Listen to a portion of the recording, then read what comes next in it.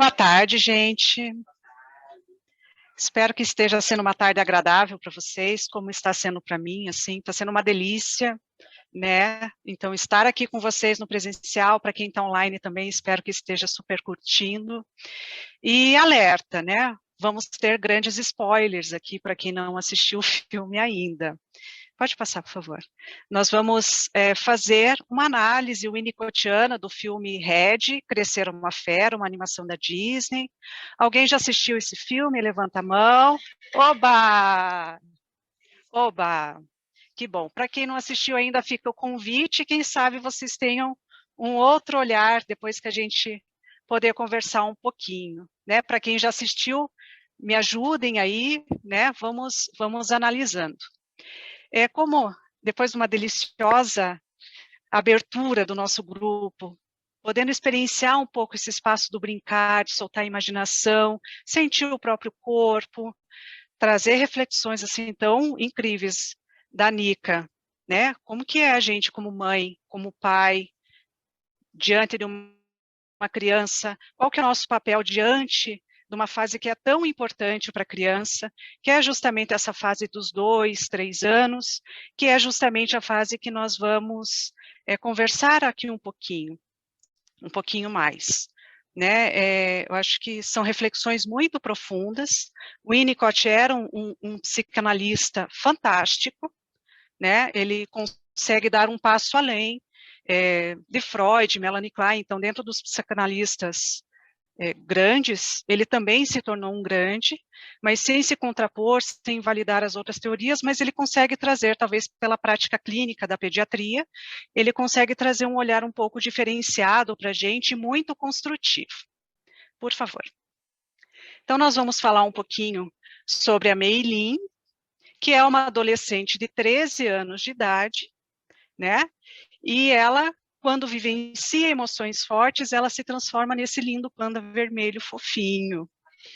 E ela traz uma fala no final do filme. Eu trouxe o final do filme para a gente saber qual que é, né, que é uma grande provocação. Todos temos as nossas feras interiores. Todos temos um lado confuso, barulhento e estranho escondido em nós. E muitos de nós nunca deixam esse lado aparecer. Mas eu deixei. E você? E por que a gente vai escondendo esse lado barulhento? Porque a gente vai dentro de uma educação que não pode experienciar, não pode expressar, e a gente vai engolindo, não só o choro, mas engolindo toda a nossa capacidade de expressão, de afeto, de sentimentos, né? Antes da gente começar no filme mesmo, eu queria trazer um recorte, mas um recorte desse tamanho da teoria, só para a gente entender um pouquinho do que a gente está falando, de que fase é essa que a Nica trouxe maravilhosamente bem e que a gente, todo mundo vivenciou, nem que seja como criança. E a gente está em contato com isso todo o tempo, né? É um estágio de desenvolvimento que o Winnicott chama de estágio do concernimento, o estágio do concern, né? É um estágio que a criança vivencia por volta de 1 ano e meio, até por volta dos seus 3 anos e meio. E é uma fase do desenvolvimento em que a criança vai vivenciar muito os seus instintos, e principalmente os seus impulsos, né? Mais do que instinto, porque instinto dá uma conotação de mais biológico.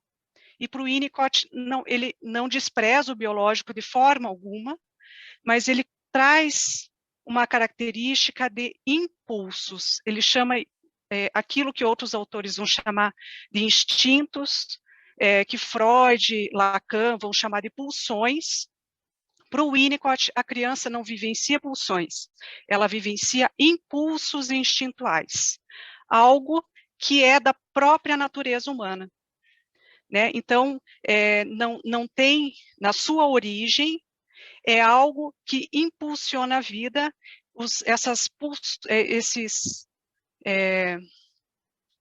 me fugiu o termo que eu acabei de falar, impulsos instintuais, decorre da própria tendência ao amadurecimento. É isso que faz com que o bebezinho vá crescendo, se desenvolvendo e vá se apropriando de habilidades, novos conhecimentos, novas capacidades. Então, vejam, na teoria winnicottiana não cabe termo para a pulsão de morte, porque para ele isso é inconcebível. Qualquer movimento que a criança faz, ela é decorrente dessa tendência ao amadurecimento. É algo que é inato, inerente à própria vida. Então, a agressividade é experienciada pela criança como sendo algo que é promotor da vida, que é uma decorrência natural do processo de aprendizagem, de crescimento, de amadurecimento, numa fase em que a criança já se percebe, porque por volta de um ano e pouco, ela já entende que ela é um eu e que a mãe é um outro ser que é separado dela. E aí ela começa a entrar em contato com sua vida instintual, né? Esses impulsos, que não é só o agressivo destrutivo, mas existem impulsos amorosos, existem outros afetos que também são experienciados pela criança e precisam ser experienciados em primeira pessoa. Ou seja, a criança precisa entrar em contato com a própria experiência, né? Essa percepção mais fenomenológica dela expressar a agressividade, o adulto, né, o cuidador, a mãe, né, que ele vai chamar de principal cuidador, é a mãe, mas aqui a gente entende como os principais cuidadores, nessa jornada, eles precisam acolher esse gesto espontâneo da criança, que não tem um objetivo destrutivo em si, ela quer experienciar o mundo, ela não tem muito limite, ela não tem muito contorno, né? Então, esses principais cuidadores precisam exercer a função de mãe ambiente, que dar esse suporte ambiental para que essa criança possa experienciar com segurança os seus próprios impulsos instintuais, mas também, né, precisa ser a mãe objeto, aquela função de dar aquele contorno, de dizer para a criança, até aqui você pode expressar com segurança, até aqui você pode expressar com segurança. Eu estou entendendo, fazendo até uma função de espelho, como é complexa a função da mãe, do pai, nesse momento da criança, né? Fazer a função de espelho, eu entendo que você está com raiva, eu entendo que você está frustrado, eu entendo que você está triste, eu entendo que você está feliz, porque às vezes até a vivência da felicidade, a criança fica tão excitada e aí vem os movimentos que muitas vezes a gente também precisa conter, né? É esse papel duplo, né? De acolhimento, mas de dar aquele contorno. Não é uma castração, é dar aquele contorno que dá forma. Isso é o que é a tarefa da mãe, né? E no exercício dessa tarefa, o que é importante que o Winnicott nos convoca e ele nos traz? É a vivência, é a integração, é quando a criança consegue experienciar em primeira pessoa a vivência dos seus impulsos agressivos destrutivos, que ela vai adquirir a capacidade de amar. Então vejam como a agressividade ela é construtiva de afeto, ela é constitutiva do próprio eu. É quando a criança, nesse processo do estágio do concern, ela vai conseguir constituir um eu integrado, constituir, né, a base do seu ego forte e estruturado. Olha que importância que ele dá nesse estágio do concern. Tanto que o Winnicott, ele não desconsidera a fase do Édipo, que os outros autores reputam muita importância, ele diz sim que é importante, mas a fase do Édipo só vai ser saudavelmente vivenciada pela criança se ela conseguiu passar razoavelmente bem por essa fase, porque no Édipo precisa rivalizar tanto com o pai quanto com a mãe, e essa rivalidade só vai acontecer de uma forma ok, né, dentro dos, não vamos dizer normal, porque não cabe, mas adequada, né, de uma forma adequada, se ela conseguiu passar razoavelmente pela fase do concern, né? E isso só vai acontecer quando a criança vivenciar os seus impulsos agressivos destrutivos em primeira pessoa, eu experiencio, a vivência é minha, eu manifesto minha raiva, a minha mãe sobrevive a esses ataques, ela suporta essa ambivalência que a criança demonstra, que a criança, ora, ela está feliz, daqui a pouco ela está começando a se dar conta e vivenciando a ambivalência em relação às figuras parentais, né? Então, a mãe sobrevive, a culpa nasce na criança, mas não é uma culpa imposta, moralista, imposta de cima para baixo, é uma culpa que também é vivenciada em primeira pessoa, é a criança se dar conta do efeito do próprio impulso agressivo destrutivo. Ela faz, não é o adulto que diz que está errado, que está certo. O adulto precisa dar o contorno. É diferente de fazer um julgamento do comportamento da criança, né?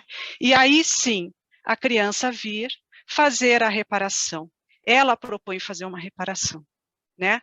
Então, um exemplo é de uma criança que puxava o cabelo da mãe, enrolava o cabelo da mãe e puxava, uma criança de 3 aninhos, puxava, e a mãe falava, olha filha, tá doendo. Aí a criança olha assim, chora mamãe, chora mamãe, chora. E a mamãe fazia que estava chorando.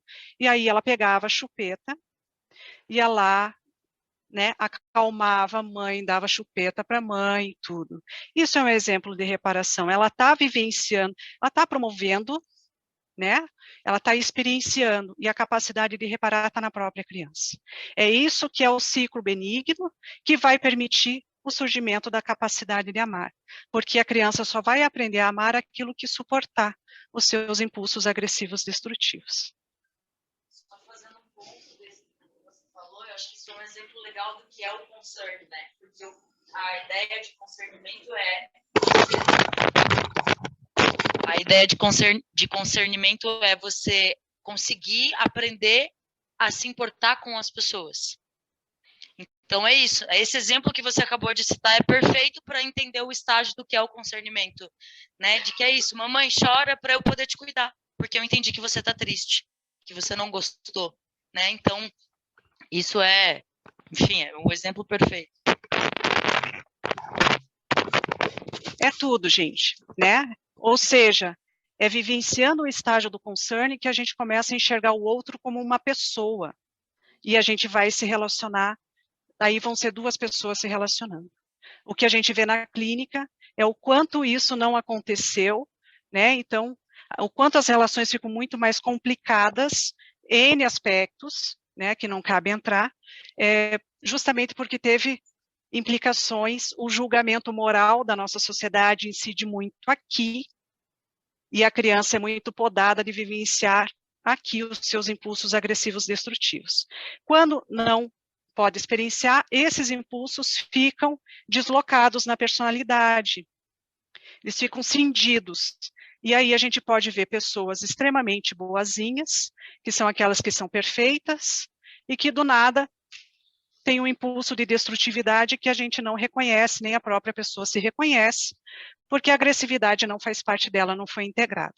Então, impulsos destrutivos ou pessoas que vão vivenciar tendências agressivas, destrutivas contra si mesmos, se colocando em risco, em situações de vulnerabilidade, de uma forma assim muito acentuada, muito sérias, né, indicam falhas nesse processo, tá? E aqui, então vamos entrar no filme, né?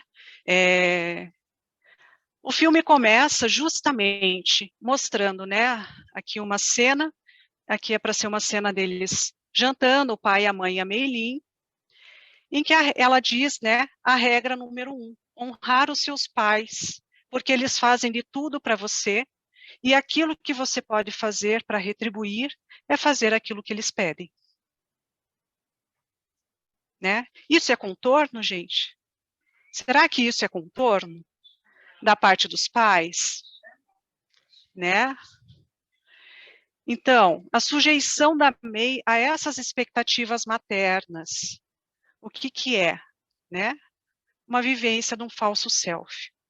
Aqui nós temos uma cena, aquela segunda lá, é bem os minutos iniciais, em que ela está saindo da escola, encontra as amigas, e as amigas dizem, vamos no karaokê hoje? Não, eu não posso hoje, porque eu tenho que ir para casa, eu tenho tarefas a fazer, eu tenho que fazer faxina em casa. E ela super corre para casa, né, e vai fazer faxina, porque ela não pode, ela simplesmente não pode, porque ela tem as tarefas que são atribuídas pela mãe, ela tem que corresponder a essa expectativa materna, né, e aí a gente vê o quanto ela assume como adolescente,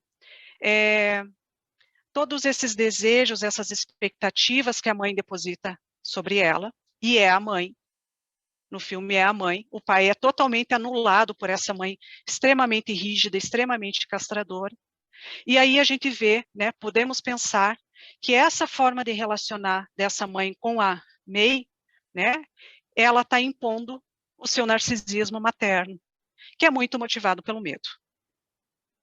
Né? Então, é mais do que... Existe uma necessidade, claro, dos filhos receberem contornos, receberem os valores que os pais precisam passar, ok, mas existe um limite tênue, né?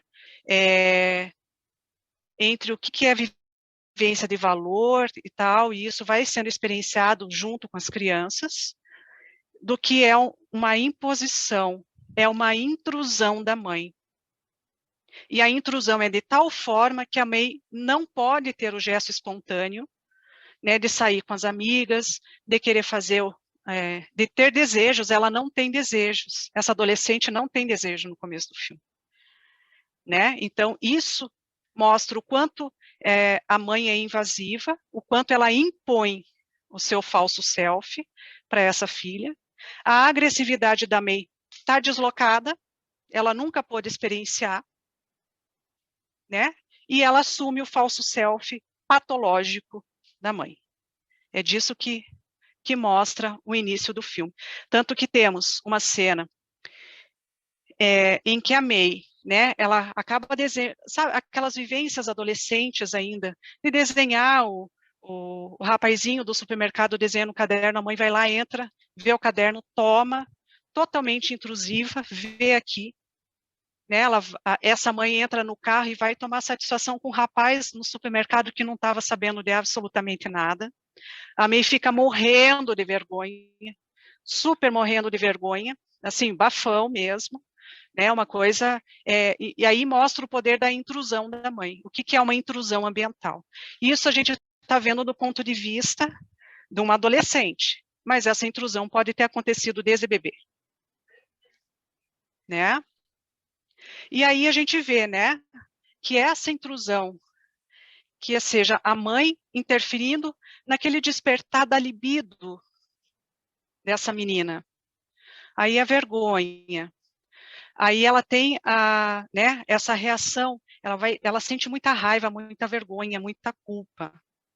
Aí, e a May também vai experienciando também essa libido pelo grupo lá, o Fortown. É isso, né? É nessa noite que o panda desperta. Quando ela entra em contato com a própria agressividade e com a libido, e aí a gente está falando de impulsos sexuais mesmo, que estão surgindo na adolescência, é quando o panda surge. Pode trocar, por favor.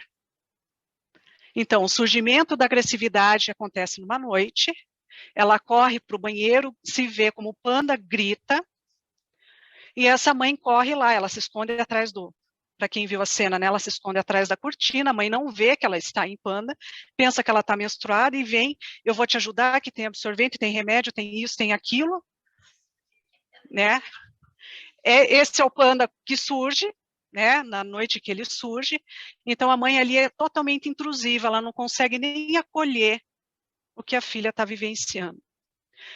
Nessa cena, a May dá o primeiro grito contra essa mãe. Saia daqui e tal. Ela consegue se colocar com a mãe. Ela estava tão carregada que ela dá um grito. Ela consegue expressar. Mas a descarga dela não chega a produzir um relaxamento. Porque aí começou a sentir a culpa por estar experienciando a ambivalência em relação à mãe. A gente está falando aqui de adolescentes, mas estamos falando do estágio do concernimento da criança, porque na adolescência, todos nós revisitamos o estágio do concern. E assim como a clareza não é um aspecto ou outro, a gente revisita literalmente o estágio do concern. Por favor. E o que que acontece, né? Aí acontece, o panda se manifesta na escola, destrói a cidade inteira, ela está apavorada, ela não está, mas ela estava ali tentando se esconder, tentando fugir disso, ela luta contra si mesma, ela luta contra o próprio panda, ela não quer reconhecer, né? E aí as amigas, sentindo falta, vão até a casa. Se assustam inicialmente, mas tem algo acontece. As amigas acolhem o panda. Isso é muito legal, porque as amigas vão fazer o papel da mãe ambiente, vão dar o acolhimento que ela precisa. E aí elas entendem que elas estão sonhando, né? Que elas têm o desejo de ir no show do Fortown. Né? E ela aprende, a May aprende a controlar o panda e tal, e tenta pedir para os pais para ir ao show do Fortown, e nenhuma das quatro amigas consegue o dinheiro e autorização para ir. Elas decidem que elas vão. Só que para isso elas vão explorar o panda na escola, já que elas viram que o panda é fofinho, e elas vão transformar, visite o panda, tire foto com o panda, e vão angariar $800 que elas queriam. Né? Por que que elas conseguiram fazer isso? Porque com o acolhimento do panda, pelas amigas, houve espaço para a criatividade. A criatividade, a nossa criatividade está relacionada com a nossa capacidade de vivenciar os impulsos agressivos destrutivos. Né? Então, sermos criativos perante a vida, não estou falando do aspecto artístico, mas a criatividade de enfrentar a vida, de dar um colorido diferente para a vida, está literalmente relacionado com os nossos impulsos agressivos destrutivos. Né? Aqui o surgimento da criatividade, as amigas vão justamente explorar, né? Ela vai ser angariada para fazer a animação até de uma festa do menino que fazia bullying contra ela. Então, elas conseguem. Né? Deu super certo. Só que nesse processo, a mãe não tentou deixar de controlar a May. Né? Ela ainda estava tentando controlar o surgimento do panda, querendo que a filha não experienciasse, né? Não no sentido, ela não traz uma fala de que é errado, mas ela traz a fala de que é preciso domar a fera interior que existe dentro dela. E aí ela explica que essa é uma maldição dos ancestrais, trazendo uma história da família, de como surgiu o panda, e que existe um ritual para aprisionar o panda. E ela fala, eu vou fazer o ritual, nós vamos fazer o ritual, e é no dia do show do Fortão. Né? E para isso, né, o marido, o pai dela pergunta se ela vai pedir ajuda da avó, né? E ela falou que não, que vai vivenciar sozinho. Só que a avó, por alguma coincidência do universo, descobre e liga para a mãe, essa aqui é a avó, né? A avó materna, que tem uma expressão muito acolhedora, né? Linda. Então, o que acontece, gente? A mãe ainda estava tentando se encontrar nessa forma de lidar com a May, lidar com o panda, tentar impor o ritual, ainda de uma forma controladora. A hora que a avó, mãe dela, liga dizendo que como estão as coisas, estou indo para aí, ela se torna totalmente submissa. E aí a gente vê uma história intergeracional, de intrusão, de castração, de tudo. Essa cicatriz da avó foi o panda da mãe que produziu, né? Então, todas as mulheres tinham esse panda aprisionado. Então, todas as mulheres da família vieram para poder vivenciar esse ritual com a May. ela inicia o processo do ritual, ela sai, né, ela percebe que ela realmente não quer ir, porque o pai de Mei, um pouquinho antes do ritual, conversa com ela, vê algumas filmagens dela como panda com as amigas, e fala assim, olha, aqui você parece que está se divertindo, será que você realmente quer perder o seu panda? A decisão é sua. É a hora que o pai aparece e valida toda aquela expressão da Mei, né? E aí ela repensa, ela não está muito certa, ela desiste. Próximo, por favor. E o que acontece, né? A Mei foge, ela vai para, como panda, ela vai para lá no show, a mãe dela se irrita, né? Não admite que a filha não se submeteu à sua vontade e libera o seu panda. Aquele panda fofinho é o da Mei, esse aqui é o panda da mãe, da Mink, que é o maior panda de todos, né? Então, o tamanho do panda representa a agressividade. E esse panda aprisionado, o que é, gente? Nada mais é do que uma forma simbólica de representar a agressividade cindida da personalidade, né? Tanto que esse panda poderoso que fez aquela cicatriz e afastou a Ming da avó, né? Afastou mãe e filha pela agressividade. A avó diz isso para mim. Você precisa aprender a sua fé anterior, porque a da sua mãe, quase, nós éramos muito ligadas, eu e a sua mãe, e o panda dela quase nos afastou. Então, o quanto existe de medo também na vivência, no suportar a experiência da agressividade infantil como uma forma de afastar a criança dos seus pais. Será que é afastar? E a reflexão é, será que não é estar junto, dando contorno, dando forma? Estando afastado, como aconteceu aqui, a mãe vivenciou totalmente um falso self. Ela, o filme todo, anda toda bordadinha, toda colocadinha, né?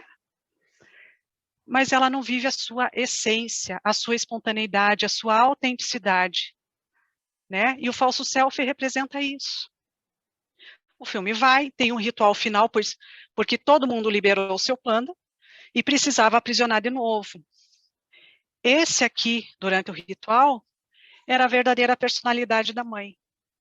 Totalmente frágil, totalmente ali, né, vulnerável. Mas essa agressividade, esse panda estava ali, cindido, não dando corpo, não dando sustentação para a vivência da mãe. Por isso que fica cindido.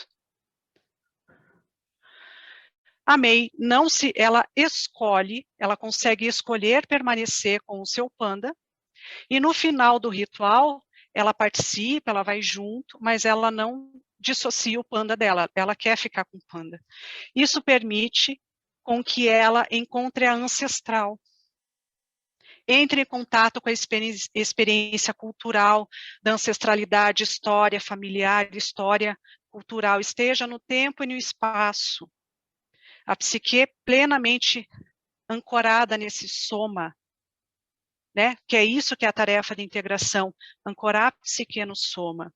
E ela entra em contato com a sua ancestralidade, com aquilo que transcende, e encontra o verdadeiro sentido da sua experiência. E a gente está falando de um sentido da vida mais profundo, que também só é alcançado, né? Entrar em contato com o sentido da vida é algo que depende da criatividade, então vai dependendo dessas vivências sendo apropriadas pela pessoa nas experiências em primeira pessoa. E é isso, gente. Muito obrigada.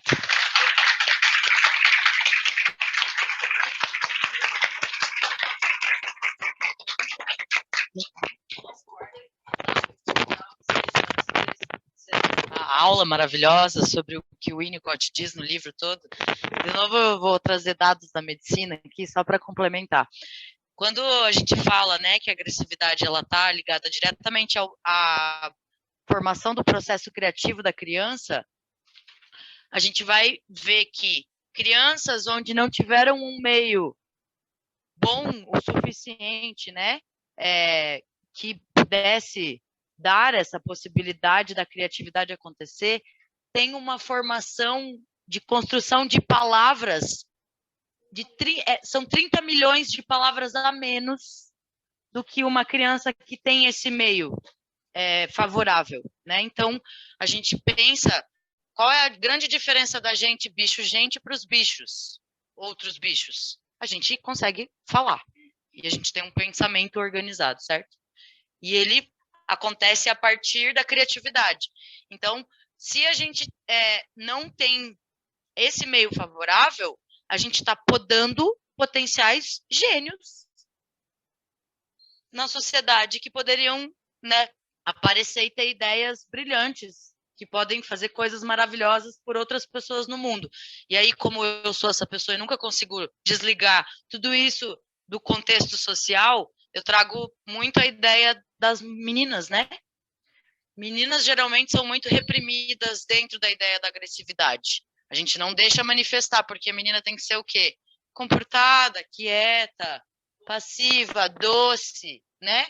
Meiga, gentil, recatada e do lar. E aí a gente está tirando capacidade de pensamento e de criatividade. E aí também vamos falar lá de crianças negras, de crianças pobres, né? Vamos falar de todas essas intersecções sociais. A gente está tirando capacidade criativa dessas crianças, porque a gente não sabe lidar com a agressividade. Propositalmente.